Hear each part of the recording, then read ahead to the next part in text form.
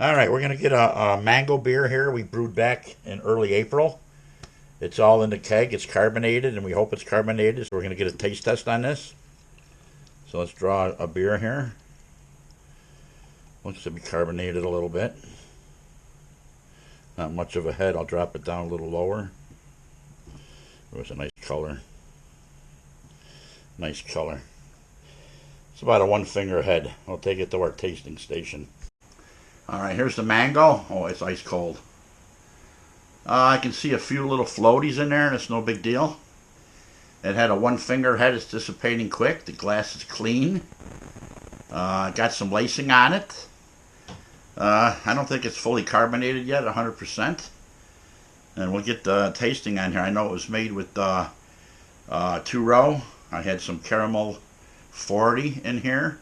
I had some two different type of wheats. I had white wheat. I had red wheat. I had some caterpillars, and I also had some flaked oats. And she was brewed with Cascade hops, and I think Citra at the end, at the thing. So, smell is, the wife's over there watching me, seeing if I get it right, because she's quite a cicerone, she is.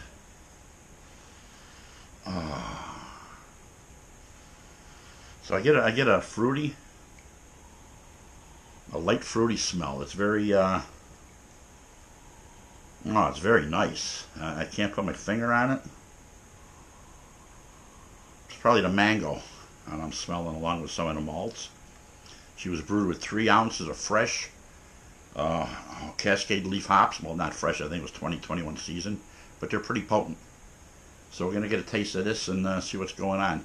The head has faded away. The lacing seems to be holding up. Let's see if I can spill it all over the place. There is some slight bubbles in there, carbonation bubbles. I know the camera's not going to pick that up. So back brewed early in April. I think it was April 1st maybe.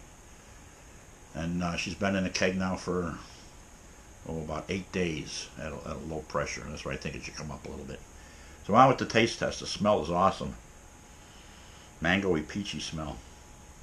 I get the hop, the Cascade hop, that pininess and the floral aroma of the Cascade hop, and then when you really give it a spin, you get the mango.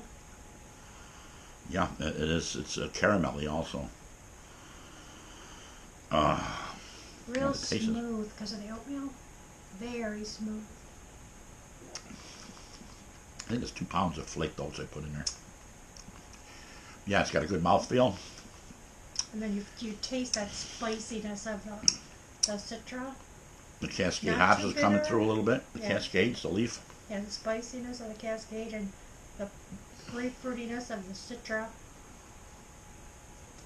I never tested the alpha acids in those on homegrown ones, but they're up there. They're up there. I took a couple on this brew day and last brew day, and I chewed them. One hop. I put it in my mouth, one leaf hop, and I chewed on it, and boy, was she bitter. Bitter, bitter, bitter. We're on our 8th year of growing Cascade hops here out of the same pots. Yeah, I'm getting that little peppery flavor, very slightly from the piney flavor of the hop. And that's the Cascade coming through. Nice floral taste. And you get that hint of sweetness on the back of your tongue. I think that's the caramel. The malt is coming through nicely.